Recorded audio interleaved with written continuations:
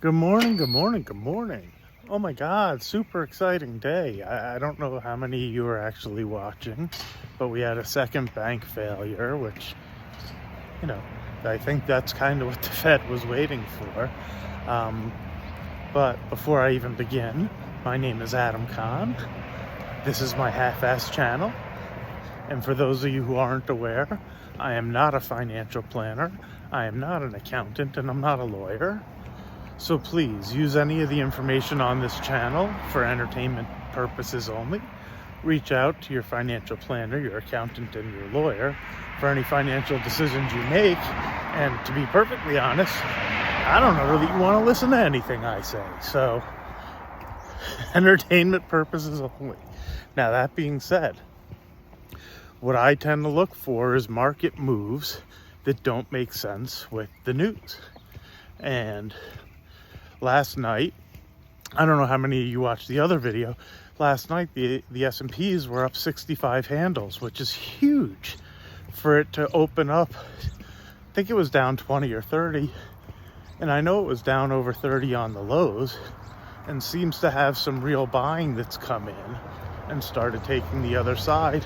Last I looked, the markets were up a tiny bit. And if we see them close up significantly, I think it's what the Fed was looking for. And they said there would be pain. They said there would be fallout.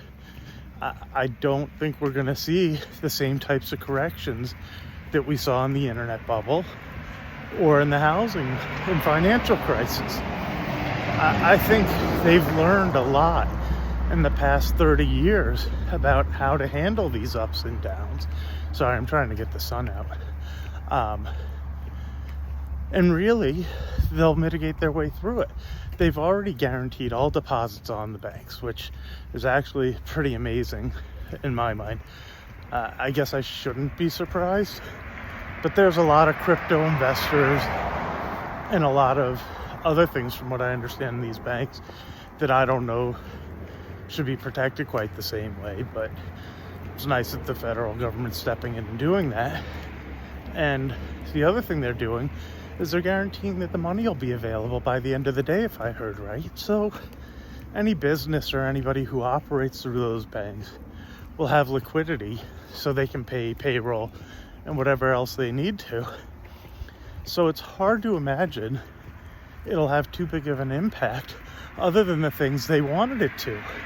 There's going to be a nice big influx of unemployed, which is terrible, but it's really what they've been saying is going to happen.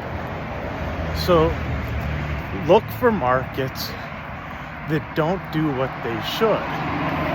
And let me circle that to one of the things that I've been talking about, the housing market. To be fair to all those doom and gloomers and all the data that they point to, that they think they're the only ones who have this information, even though it's public and everybody knows, is with all that bad information, if housing is not falling, you have to question that and think maybe it won't, because how much worse news will there be? Higher interest rates, savings dwindling, credit cards going up, war in Ukraine, and.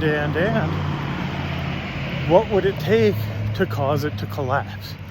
And is that the ultimate goal of the regulators?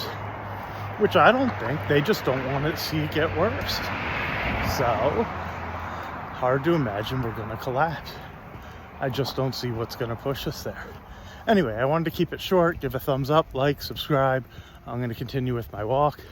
If I have more to chime in about, I will. And have a great Monday.